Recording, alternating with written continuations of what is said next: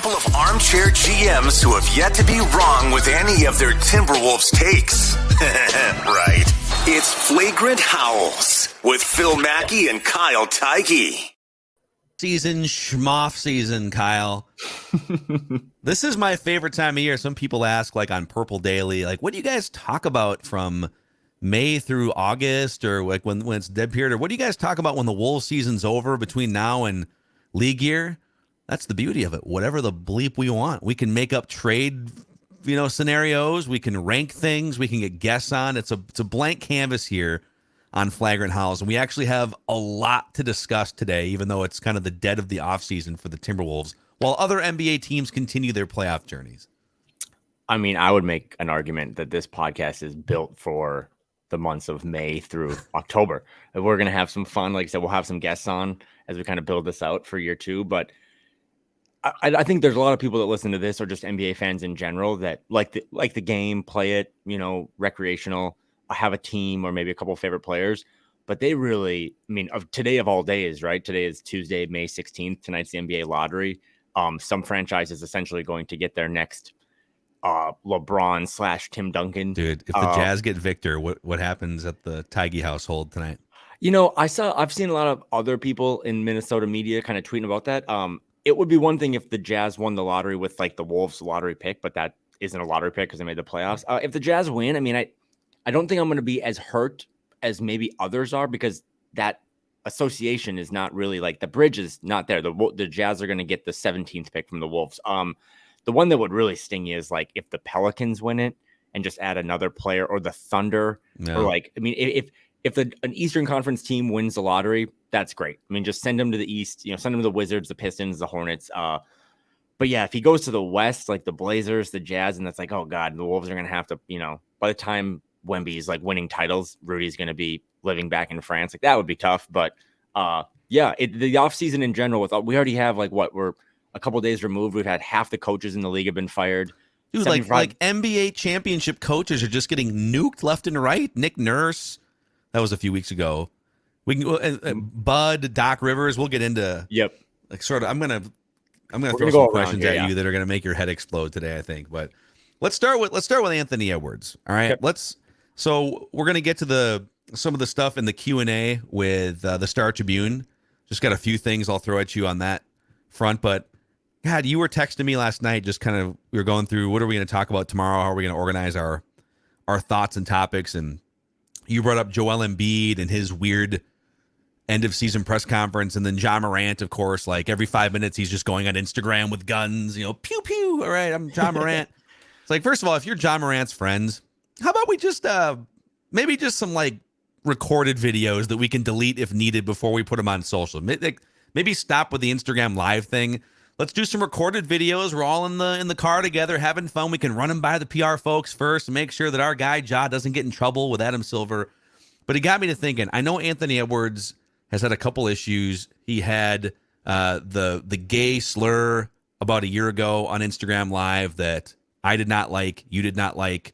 Hopefully he has learned. He's also a 21-year-old kid. Ja Morant is young. You got to remember, some of these guys are just not mature enough to be making $100 million and doing whatever they want. So not excusable. And he did allegedly throw a chair at a security guard in Denver, but we know that was BS. I'm just saying, I would be very proud as a Timberwolves fan right now to have Anthony Edwards as the future of this franchise.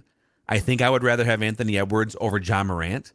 And based on his injury status and the fact that he just throws teammates under the bus left and right and gets coaches fired, I might even sign up for Anthony Edwards the next 5 years over Joel Embiid. Is that a hot take? No, not at all. And he's the MVP. And that, yep. And he also, again, despite all of his fans, and I like Embiid, but despite all of his fans kind of crapping on Jokic and his pitfalls in the playoffs over the years, there are a lot of bad statistics that show that every postseason Joel Embiid, just every number and statistic across the board goes down. Now, obviously, some of the pace of play stuff slows down. I know Embiid had hurt his knee, but he just didn't show up again. And, this is actually a broader discussion, but like the Embiid stuff I kind of like is kind of like Ant, because he didn't really grow up in like the super AAU PR kind of thing where he's already at 21, 22 saying what robots say. Embiid is pretty open after his team gets bounced in the playoffs. I mean, after the whole Ben Simmons fiasco, he was pretty open about that. He had a quote this postseason after they got bounced by the Celtics saying something like, "Can't just be me and James." He Harden. said, "You said you can't win alone. I can't win alone. Me and James can't do it on our own. Basketball is played 5-on-5. We need everybody to just try to keep finding ways to get better." Okay. And again, there's more context to that if you watch the whole interview, but some of it was like just it was what it was on the surface level. So yeah, in a broader picture, I mean, Embiid's older and has a big injury history, but the way that he's handled some things, getting bounced from the playoffs, the way Morant, a guy that has pretty much cost himself like $40 million by not making All NBA because of his kind of stunts throughout the season. I know that there are people that want to argue and make this a political thing. It's really not. It's like as an employer, like if Walker Kessler is on a ranch with a shotgun, hey, about to go shoot some clay pigeons. I get that there's some racial context here, that there is a conversation to be explored. But there is an NBA. I mean, just like any employer, right? Like there's a code of conduct. I see friends on Twitter that put in their Twitter bio, like, these tweets don't represent my organization. All my tweets represent SKOR North, so even the bad ones. But yeah, I mean, for Ja, it's like that man has now had 2 strikes in the same season. I mean, he would, despite having hundreds of millions of dollars and being an all-star and having his own shoe, like that man wants to be Yosemite Sam. But in general, it just teaches you don't want these guys you don't ever want these guys. Like anytime I see a Wolves player I follow, it's like a notification on my phone that said so-and-so is going live on Instagram. Like my heart drops because I'm like, oh God.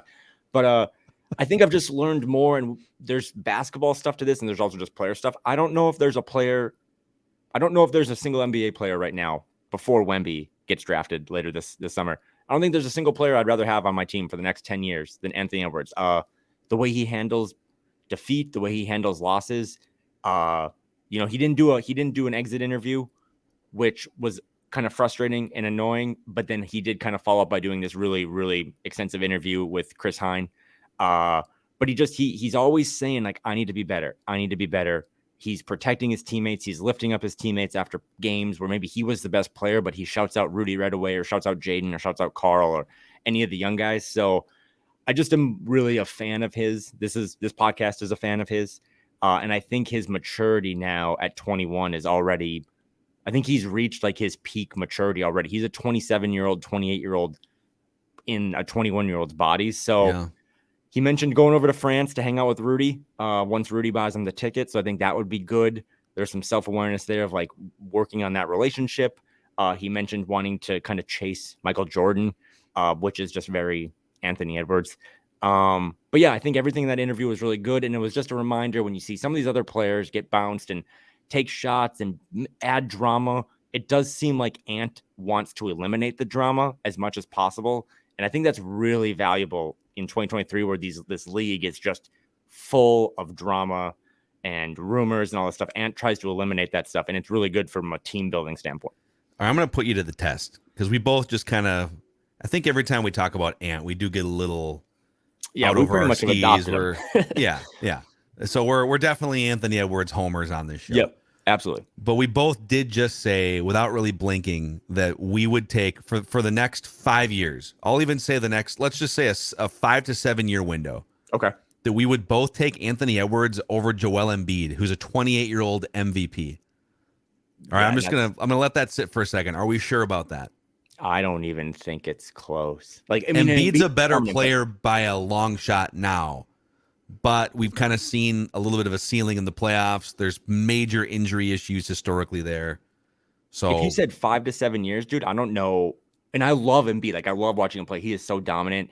The way he sells his body out to play defense, he did get kind of shown against the Celtics, the way they put him in pick and roll, that I don't think Ant would do on the defensive end. But 7 years, Phil, I don't know if Joel Embiid is playing basketball at 35. Like, I just don't know if his body holds up. I think he's certainly not playing at an MVP level. And now, if he's going to play at this level for the next 2 or 3 years, and they swap out James Harden for somebody else that's just like better in the playoffs, okay. Yeah. So I wouldn't die on the hill if somebody wanted to fight us in the comment section. Okay, cool, we're homers, whatever, right? Okay, I'm going to throw a few other players at you just for fun here. Anthony Edwards, 5 to 7 year window, or Shai Gilgeous-Alexander, 24 years old? That I have another one I think you're going to say, but that one is probably the closest. I do think, Shai had truly an all NBA season. He is the type of guy you want to build around. 24 is not that much older than 21, so he's still a puppy, which is good for a team building standpoint and entering his prime. But I just kind of go back to the Ant defensive stuff, and his ceiling as a two-way player is, in my opinion, higher than Shai's. Shai is an all-world scorer, but not a tremendous three-point threat. He can do it, but he's more of a mid-range guy. So I just think that he is a more solid product right now, clearly. But long-term, if I was trying to bet on a stock that had a little higher of a potential of an ROI, it would be Ant, because he can have more chops on the defensive end. And that's what this league is all about, having two-way guys that can score and defend. All right. God dang it, I'm such a homer. All right, I'm going Anthony Edwards. Again, Shai Gilgeous-Alexander he's also 3 years older, like you said. Show me the 24-year-old version of Ant in a couple years, too. Yep. That's a good point. But here's the number of all the numbers. Here's the one that I'll throw at you for Shai Gilgeous-Alexander, 180. He's 180 pounds. He's 6'6", but he's how many, aside from Steph Curry for a minute, I hate when people use the outlier example to say, whoa, this guy did this. So Steph Curry is about the only 180-pound player in the history of the NBA that can carry a team through an 82-game season year after year, the beating of a postseason, injuries, physicality, everything. There's a lot of players. Ja Morant is one of them. Allen Iverson back in the day. Like, they might make a run, get to the finals or something. They're super fun to watch, but I just feel like give me the guy that's 40 or 50 pounds bigger frame that can freight train through the lane, that can take a beating in a playoff series and get back up, right? So I think over the long haul, I trust Anthony Edwards' body more than I trust a 180-pound player. And I get that Steph Curry has completely proven me wrong on that front, but historically, I think you'd rather have the 230-pound freight train than the 180-pound guy. Yeah, I'm with you. And Shai has a couple playoff runs in him too, but nothing really spectacular if you go kind of hunt around Basketball Reference. But I think that is, again, like the durability, not that Shai is an injury risk, but Ant's built like a running back, and having that just seems like a better, again, we are very much splitting hairs here and leaning towards our biases, but I think I'd rather have the guy that's a little bigger, can guard a little more, has more of an outside threat. And it's just, again, if it's a tiebreaker, just give me the kid with the funny personality. Well, yeah, we're just going to change the name of the show to Confirmation Bias. Timberwolves Confirmation Bias. Okay, what about Luka Doncic? 23-year-old Luka Doncic, 5 to 7 year window. So it's those three in my mind, because I really do I still think Ja Morant's a really good basketball player, and I actually, when I put my pettiness aside and my jokes out, I really hope he figures it out, because I know we're already arguing about whether or not this is actually a big deal. I think he's got himself in a bad circle, and you want to, you've made it. You don't need to fake anything. You're an NBA player. That's like the coolest thing you can be in this country. Yeah. So it's Luka, it's Shai, and it's Ant as the three guys that are at the Mount Rushmore of who do you want to build around. The Luka thing, he's just better than Ant. He'll never defend on Ant's level. So again, I do, if Anthony Edwards does have that in him. I watched what Tatum did the other day in Game 7 as a offensive, dropped 51, but he also could go guard anyone on the floor.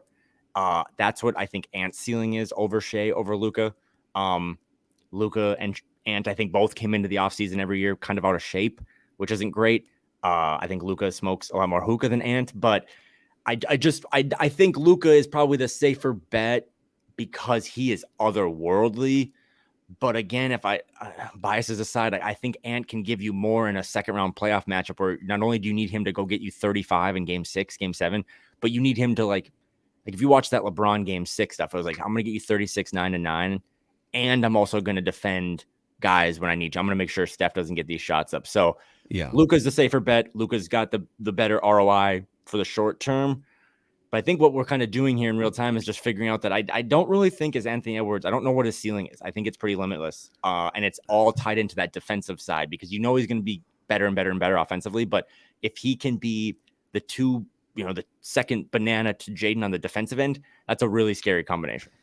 You know what? All right, again, there's God. Anthony Edwards or Jesus. I just heard the words that were about to come out of my mouth, and I just Let it I'm go. gonna say him There's no anyways. filter. All right.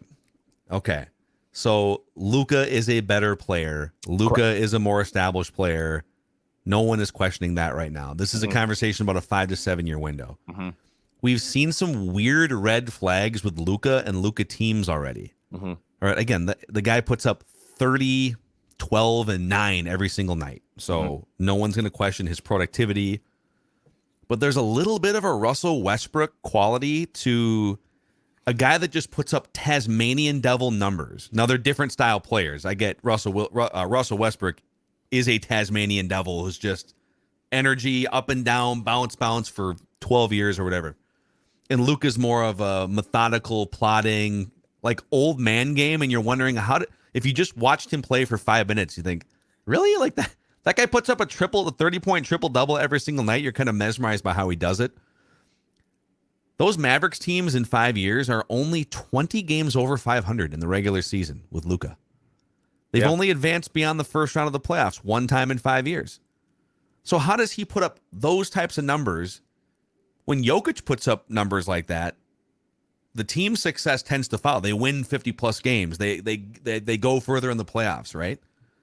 So there's a disconnect between Luka's individual productivity and the team results the last 5 years with the Mavericks that has me raising an eyebrow. And there always seems to be weird toxic vibes around that franchise. And maybe some of it's just like Mark Cuban's kind of overseeing a toxic franchise in some ways. So I'm not like out on Luka. I'm not saying that Ant is better than Luka right now. But I feel like if you ask this question 3 years from now, you'd want to be buying Ant stock and selling Luka stock if it was one or the other. So, wow, I can't believe I just said those last 3 minutes by me were definitely worthy of clipping and throwing back in my face at some point. I think the Ant Shea thing, I just defer to Ant because not only does he have a couple years on him, but there's just more defensive upside. That's just my reasoning. On the Luka stuff, I'm probably going to take Luka just because the talent and what we've seen. I mean, think about what he did just as by himself kind of against the Suns last year. I got to give credit where credit's due. He's done it on that stage. Like, if Ant would have single-handedly beaten the Nuggets, like we're having a different conversation. But the one thing I worry about Luka long-term and from a roster building standpoint, like Ant's defense isn't there on elite two-way guys, but like, the block steal stuff, we talked about like his chase down block thing. Like if that just continues to get better, there's more to defense than that. But that's not nothing. That's activity. Offensively, Ryan Russillo's always been on this from the Ringer, but when you get into the playoffs and the game slows down and you're just playing one team for 7 games and you can kind of make adjustments, we haven't really seen the Luka type offense when you pass the first round, like when you titles. It's kind of the James Harden thing in Houston, which again, they were 1 or 2, or actually 24 missed threes away from maybe winning a ring. But if you have a guy that's so ball dominant and ball centric, we haven't seen those rosters really work. And that's my concern with Luka is like, I think you can get Ant off ball. I think you can have him making an impact defensively. Yeah. I haven't really seen that with Luka. So I will put my bias to the side and say, if I'm buying the stock today, I'm probably taking Luka because we've just seen it at a higher level. But it all ties back again into what can Ant do defensively? What can he do to kind of set his teammates up? Because I think he has a higher ceiling when it comes to being a well-rounded 42-minute a night playoff guy that can do it on both ends and make an impact.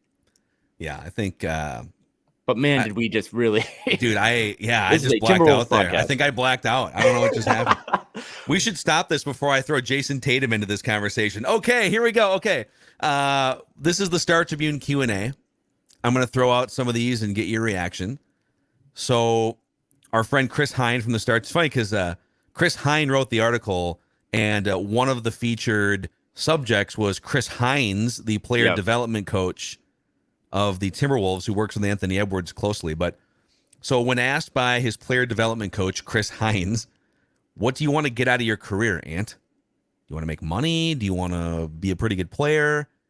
Anthony Edwards said he wanted to be the best shooting guard to ever play. Quote from Ant, "I'm chasing my boy MJ for sure. It'll be hard, but I'm chasing him." What did you make of that? It's the most Anthony Edwards quote of all time because it's just like a little hyperbolic. Like he probably thinks it would be cool to just have a vertical that allows him to land on the moon, which is like scientifically we know that's not possible. But he's like, well, if I just keep doing calf races and squats, like I can probably jump to the moon. He'll never be better than MJ, simply because as you and I have grown up, and so many people listening to this, like I don't really know who's better than Michael Jordan. But I think Michael Jordan at 21, without any of the accolades, probably would have said the same thing. Yeah. And that's, again, kind of why I just love rooting for this kid or following this kid, is because he does have that. I mean, we're talking about something, Phil, that less than 3 years ago was something none of us knew and we were almost concerned about, is that is he going to go into summers and like want to get better? Is he going to have, it's funny that you bring that up, because I was just scrolling through Twitter the other night, but when the Suns got bounced and DeAndre Ayton was kind of one of the fall guys, and who knows if he'll be on the team next year, he was asked early in his career, like, what are your goals? Basically the same question. Like, what do you want from this? Do you want money? Do you want titles? Do you want fame? Yeah. And DeAndre Ayton famously said, I just want to make it to my second contract, which was just basically like, I just want to hit that big deal. And he did. And now he is. And now he seems to be good. He seems to be just fine now. Mentally checked out. So it's cool that Ant has never, for a kid that didn't really grow up with a lot, both, he didn't have a lot of family around, didn't have a lot of money, but like he is going to get generational wealth signed in the next 6 to 7 weeks, and he's going to sign that extension. There's no worries there. That doesn't mean that it's cool, right? I mean, if you gave me $250 million, and please, if you want to, like, hit me up. Flagrant Howls is starting to grow quite nicely. So listen, like, I just started a new job, and like I think about the raise I got every single day. So I don't know. I think it's cool that he's 21 and he's not even worried about that. He does sound like he's a guy that's not really spending lavishly. Like, that really matters. So again, circling back to your original question, I think it's impossible for him to be ever the best shooting guard of all time, because that bar is so high. But just the fact that he thinks he can do it is just another one of those things where if he's ever on a team that is well suited around him or better suited around him, and they're down 3-1, he is going to think we're going to win this series. And that type of mentality of I'm never out of it until I'm truly out of it is just another kind of, badge in his favor of why he is a player you want to build a franchise around in this league. Yeah, I think this is mostly, you kind of said it off the top of your answer, which is this is the all-time Anthony Edwards quote that, I'm chasing Michael Jordan. That's my goal, is to be the best shooting guard of all time. I'd want to know if I were his development coach, I would say, okay. You definitely have a skill set that if you maximized it for 15 to 20 years and stayed healthy and stayed diligent and devoted your entire life to this, maybe you shoot for MJ and you wind up in the Dwayne Wade section, right? Like that's a real possibility here, because I don't think anyone is going to be, I don't know when we're going to see, maybe it's Victor, but I don't know when we're going to see the next player that we do the first take Stephen A. Smith debate thing about MJ and LeBron. I do not want to put that on Anthony Edwards, but if I'm his development coach, I would say, listen, if that's your goal, the last guy that chased MJ frontally and publicly, Kobe Bryant, you know what that guy was doing? That guy was every single day putting up 1,000 shots at 3:00 in the morning before practice. Guys would show up early for practice and get some shots up, and Kobe would be in a full lather sweating, on an off day, whatever. He devoted his life to chasing down Michael Jordan, and he came up a little short, but Kobe is one of the greatest of all time. So I would say, do you know when you say that, do you understand the process and the work that goes into it? And that brings us to some of the other questions here and the answers from Anthony Edwards, Star Tribune. Edwards said he wants to be in the best shape of anyone in the league when next season begins. Before I get to his answer and elaborating, that is what I love to hear. Because there's a couple criticisms of him, and one I think is late game cardio, back-to-back cardio.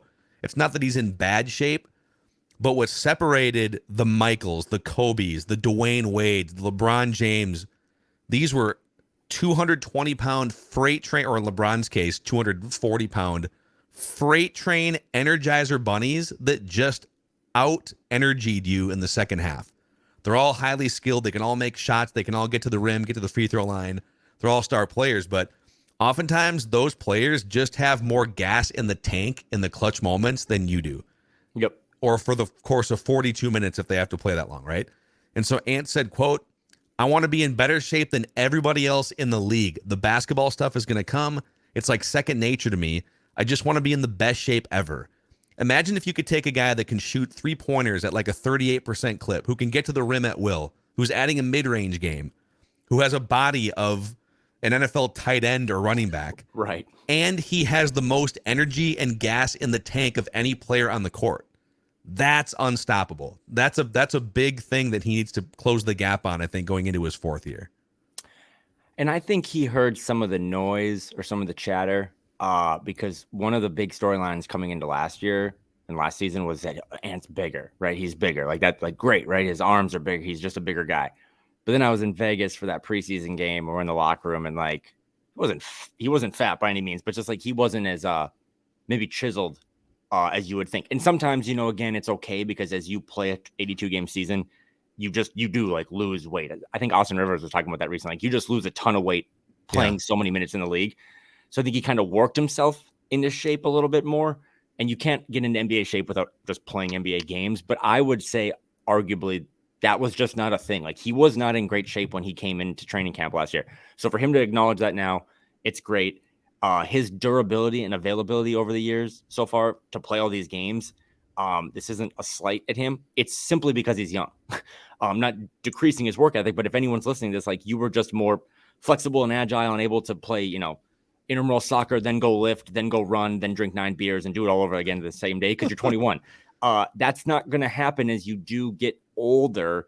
And for him to acknowledge that now, he had the whole run-in with how many bags of what chips he was eating this summer, and he like joked about it, but then was like, "Oh, people don't like that," and he's like, "I actually don't eat that many chips. Like I'm fine." So then Carl kind of called him on it too, right? The fried food or whatever. We had a good time with that. So no, I think the fact that he sees that stuff, again, the fact that like I don't know about you, Phil, but my dream is to like live on the beach. So if he wants to live on the beach and be MJ and that's his goal, that's great. But if he also settles for, Dwayne Wade living on a lake near Park Rapids, which is also a dream of mine, like then that's still really good. Like the Timberwolves are going to be in really good shape if he becomes a Dwayne Wade career, not an MJ career. So, and part of that will be he needs to be in better shape because as you see with some of the other young guys, like he should probably just play like 40 minutes a night. Like the more the Ants on the court, the better this team is. Yeah. Period. I think there's a 5-year window here where, so I think Clint was it Capella? No, it was Pascal Siakam led the league in minutes per game this year. Yep. Pascal Siakam was like 38. The last 2 years, he's been like 38 minutes a game. So, but like that to me, that's kind of where, dude, Allen Iverson once averaged like 40 minutes a game for a multi-year stretch. It's crazy. But Ant should probably be in so you get a 48-minute game. So you're going to take a 5-minute breather at the end of the first quarter into the second quarter, and then another 5-minute breather at some point in the second half.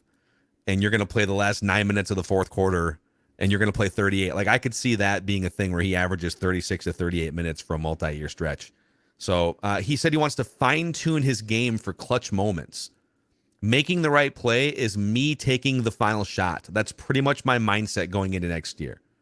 Now so Chris Hine on his behalf offered up, if he gets doubled or a team traps him or something, he's looking to make the right play. But I think you got to be a little careful with this. Just always taking the last shot. If it's an inefficient hand in your face long 2 or something, I'd rather you get some movement going and make the right play. So I like the mindset of take over the team, be the alpha, be the guy that but don't be myopic about it. Find an open teammate if there's a better play there. Yeah. And Chris was on Dane's podcast today. They talked about that a little more. So I think there was maybe some context to that. And I do wonder if that was an example of Ant just being like, oh, the answer is to say that I'm fearless and I'm going to, the best shot is for me to take it. That's not true. I mean, there were multiple times in that Nuggets series where the respect level for a 21-year-old was like, we're going to double you. We're the best team. We're, as I deem them, the Purdue Boilermakers of the playoffs. I might have been wrong on that one.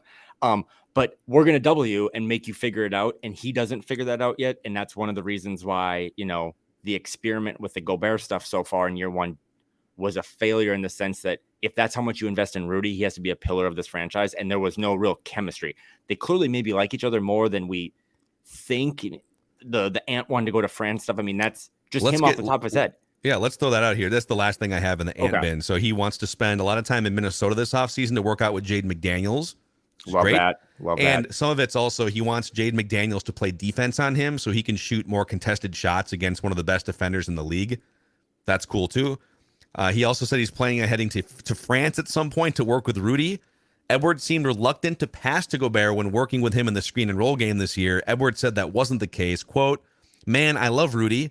Me and Rudy got a great understanding. We talk all the time, and I think he can get a lot better as far as catching the ball, jump hooking. I love Rudy, man. We talk all the time. He can get way better at catching passes." Yep. I love Phil, man. I just wish, Phil can get a lot better just getting his points across and not comparing Luka to Russell Westbrook. I tell him all the time, like, Rudy, I want to throw you the ball every time. I want you to jump hook or money dunk on somebody. This summer, we're going to get together and work on it. So it remains to be seen. He has not booked his ticket. He's waiting for Rudy to pay for his travel. And this is important because we also made a bit, or, at least acknowledged when there was like Ant's IG account liking the Rudy Gobert trade was bad. Everyone that I've always talked to, Ant doesn't really have teammates he doesn't like. He's got teammates that he loves or that he's connected with more. Vando, Pat was like a big brother to him. But I do think he likes Rudy more. I believe he sees the value in having a guy like that behind him that does clean up a lot of that stuff. But I think I was talking to Chris about it. Like, that was really unprompted. That was more of an Ant being like, I want to continue to make this work with Rudy. Yeah. I think the Jaden stuff, like, listen, man, I don't know if you got the music, but if you want to talk about a subscription to a not safe for work content, just post the Jaden and Ant one-on-one videos, and I'll subscribe to that for $19.99. Just those two dudes going at it would be incredible. That is literally Ant porn to watch him go against Jaden McDaniels one-on-one. So, but I also think too, with these players, everyone as the season's done. The Suns got bounced one night. I don't know if it was Thursday of last week. Friday morning on Twitter, Kevin Durant was in Cancun. Which, again, go rest. Dude, you think he had that trip booked before the game? Yes, I do believe that. It doesn't matter where these guys go because you can get the most elite training now in Miami, in Atlanta, in LA. But I think there's real value to staying in the market you're in. So for him to say that this time, because that's not what he's done in the past, because he's had movies or whatever, for him to want to be in Minnesota, to work with his teammates, to work with Jaden, hopefully work more with Nas, maybe work with some of the younger guys, that's really, really valuable. And again, he's let's see it, right? Let's see the content team for the Wolves posting videos of him early mornings, June 18th, working in the gym. But he's saying all the right things in that interview, and I think that's pretty reassuring. Again, going back to, we didn't get to hear him talk. He gets eliminated by the Nuggets. He has third-degree assault on that chair, and then we didn't get to hear his opinion. So he said all the right things, and it's the first major step now in trying to build what is a really, really important offseason for him, for Jaden, and everyone else up and down that roster. Yeah. Okay, I have some more fun questions to throw at you here before the episode is over, and you have Kyle's question of the week to throw at me. But a shout out to one of our partners here, a new partner on SKOR North and on Flagrant Howls, our friends at Power Lodge and Miller Marine. If you're looking for some therapy, maybe Kevin Durant booked that trip to Cancun. If I were him, I might have just gone to Power Lodge, one of the 3 metro area locations or Minnesota locations, Brainerd, Onamia, Ramsey, Miller Marine, and St. Cloud, and I might have gotten on a Bennington pontoon. Kevin Durant probably needs a bigger Bennington pontoon than you or I, but enjoy the best days of summer on your favorite lakes and bodies of water in a brand new Bennington pontoon from the Twin Cities' newest Bennington dealer, Power Lodge in Ramsey. Also Brainerd, Onamia, and Miller Marine in St. Cloud, like I said. PowerLodge.com and MillerMarine.com. If you can support them, you will be supporting us, and you'll keep Flagrant Howls and the SKOR North content going on a regular basis. PowerLodge.com and MillerMarine.com. Okay. So Doc Rivers was the latest former NBA champion coach to be fired this morning. Monty Williams was fired. So I'm just going to throw some questions at you. Would you fire Chris Finch for? We're going to play a new game here. Oh, God. Would you fire Chris Finch for Doc Rivers? Never. Okay. Never. I think the Doc Rivers resume is what it is at this point. Dude, 20 games under 500 in chances to clinch a playoff series. He has coached some of the most talented rosters that I can remember, dating back to his Clippers days, obviously those Celtics years. He did get one with a Celtics team that was just freakishly loaded. I just don't think he is an adjustments guy. Is Chris Finch an adjustments guy? I don't know, but I think Finch is, again, like a younger player in the league that can learn and make adjustments. I think we know what Doc Rivers is. His ability to relate to some players isn't always great. And that man loves to golf more than Declan or I. So I don't really think he's going to be totally bought in to coaching a team that is, despite having some older players, is still a relatively young roster. So no. Chris Finch for me, 100%. I agree. Yeah, I think there would have been a time where I would have been ecstatic to get Doc Rivers as a coach. You know where he belongs? Inside the NBA on TNT. Bingo. Or like the ESPN studio show or something, fighting back against Stephen A. Smith. I think he could have a nice 10-year, he's like 62 years old, nice little 10-year media run, make 7 figures, could be great for Doc. All right, would you fire Chris Finch for Mike Budenholzer? No, I'm going to go on the bias. These are not all going to be pro Finch, but for this one, no. I think Mike Budenholzer is a really good program builder. I would argue the Wolves' first couple steps of their program has already been built, even though there's obviously a lot left to iron out. I think he would be a better suited for obviously Houston has a coach now, but like a Detroit or a young team that really has just a bunch of pieces, but no real vision. I know, again, that this was a tough year for Wolves fans, but I think their vision is a little more set. Good coach, not always a great adjustments guy, really just kind of sticks to, he's not maybe as creative as some want to give him credit for, but no, that one is razor thin, but I go like 55-45 in favor of Finch over him. Dude, I feel like I remember watching when they won the championship a few years ago. There were some what is he doing moments when they won the title. Yeah, I know. And then in these playoffs, I agree with you that if you're trying to go from a 20-win franchise or a franchise that's missing the playoffs to becoming a 45 or a 50-win team, all right, you can do a lot worse than Mike Budenholzer. But I kind of feel like you're right. Listen, if the Wolves needed a coach, all right, bring on Bud. Let's do it. But I don't know that I'm making that change. Okay, would you fire Chris Finch for Nick Nurse? I know that those guys are really good friends, and this is a hypothetical that would never happen. I don't think Nick Nurse would allow his friend to be stabbed in the back, and then he takes over that job. But just like in a world where those guys aren't really good friends who work together. I really like Nick Nurse, and now this one's almost a coin flip. I think again, you said they're friends. They kind of come from the same tree. I think they really love playing their best players heavy minutes.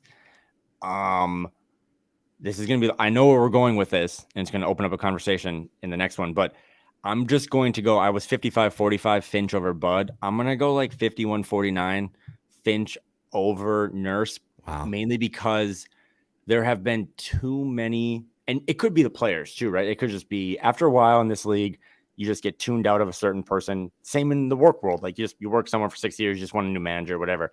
There was too many concerning things about how guys that I think are pretty respectful players, like a Fred VanVleet, a Pascal Siakam, some of those other guys that just really started to tune Nurse out in Toronto. And despite the Wolves falling on their face this year and being stagnant offensively and not always having the right rotations, you never heard anything about players not being fully bought into Finch. So I think maybe for now, the thing that Finch does the best is the stuff that we don't see behind the scenes in the locker room. He's a culture guy to some extent. I think Doc Rivers was let go because of the culture stuff. I think, Bud was let go maybe a little bit because of the embarrassment, but Nurse was let go for the culture stuff. I think Finch is a good culture builder, and that's something you want right now.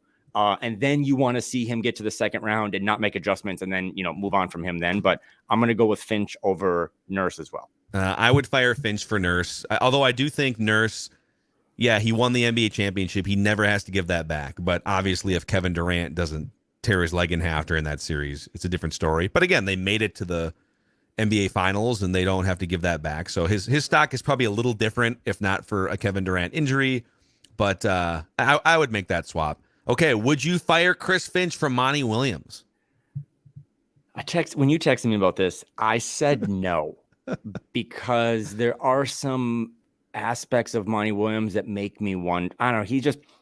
I don't say it's in a mean way. I just, for the team and knowing how the Wolves players' personalities are, there are times where it seems like Monty Williams is kind of a little, I'd say preachy, which again, which is fine. I'm totally a religious guy. I totally respect that. But then I've thought about it more, and I've seen how the Suns media has responded to him leaving, and they almost credit him solely for the culture change there and just his ability to relate to players. Obviously, he didn't really relate to DeAndre Ayton, but for a guy the new owner, Matt Ishbia. Yeah, I mean, DeAndre Ayton nicknamed himself Dominating, and he was definitely not doing that against he was dominating the bench is what he was. He was dominating those comfortable bench chairs. Yeah, dominating Call of Duty. So I think that's the guy, again, I don't think a lot of people do, or maybe at least for myself. I don't always understand all the stuff that a coach has to do in the moment, challenges, sets, rotations, adjustments, but I just really love the management side of me and studying management all these years. Like, I just love the guy behind the scenes, and Monty Williams sounds like he's about as A+ as it gets behind the scenes. So if you were to move on from a Finch, I think Monty Williams could be an upgrade in that category. Again, Monty Williams did not really show me anything in the playoffs in terms of like attacking Nikola Jokic. Yeah. Or there was a lot of offensive adjustments that needed to be worked on, but he would be the guy that if you're like, we're going to let go of Finch and we're betting on getting a bigger name or a bigger deal in here, I think Monty Williams would be a guy that you'd feel safe saying that's an upgrade, at least in a certain category for this team. But yep, I would. You said it very succinctly there. I would fire Chris Finch for Monty Williams, and I would ask Chris if he would like to, through the awkwardness, just stay on as like an offensive coordinator or something. It'd be great. I know he would never do that, but I would probably just shoot my shot there with Chris Finch before he went and became an assistant. Listen, if you else. fired me and brought in, and there's a lot of these people, they're a better podcast co-host, and then just asked me to sit on the sidelines and just drop some stats, I would, not only would I hate you, but there's no way I would do it. But I'm with you. I never thought of that. And when you sent me that tweet that night, I was like, that's actually, let me marinate on that one a little bit. But I think you're right. I think that's the type of guy that if you put the right supporting pieces around him, because I don't think Monty Williams did a lot of great adjustments, but if you had the right offensive assistant and all that stuff, like a Finch, I think it would be a really good play. Yeah.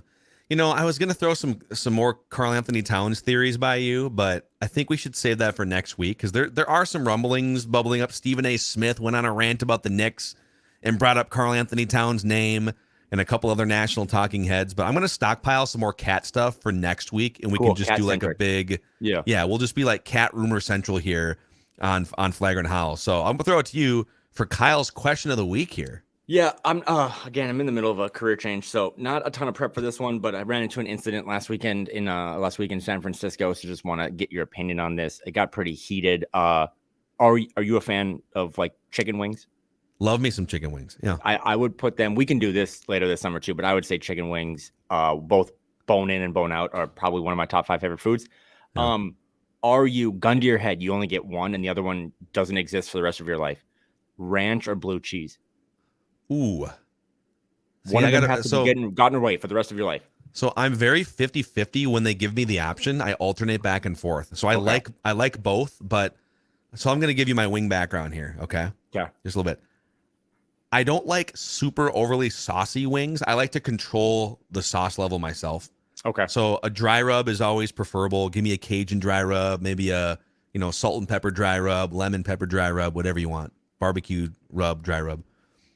Or if I'm going to go sauce, I like the twice baked buffalo style where they'll bake it or it's like baked and grilled and the sauce is more kind of like baked into the fabric of the wing. So if it is a buffalo wing that's not overly saucy, if it's like a twice baked buffalo wing, it's blue cheese for me. If it's a dry rub wing, it's ranch for me. Okay. But you're telling me I have to choose one gun to the head. So I guess I'm gonna, if I had to choose one style wing, I would choose a dry rub, and then the accompanying sauce would be ranch. So my answer is ranch. Okay, thank you. Round of applause sound. Okay. I would. So I win. I had a beverage or 6, and I would go on the record saying, and I've been figuring this out too as I type more.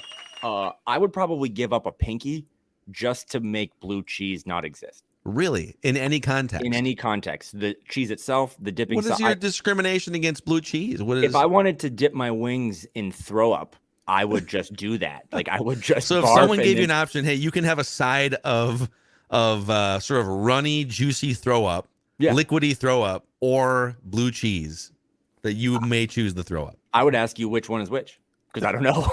That's how bad they are. So the answer is ranch. Anyone listening to this, all these questions moving forward will always probably be open-ended. But for this week, the only answer is ranch, and blue cheese, mushrooms, licorice. Just get rid of them by the next time you and I record. So just to be clear, the summary of this episode is Kyle is out on Joel Embiid, blue cheese dressing, and Doc Rivers. He's out on all those things. Okay. Those are my 3.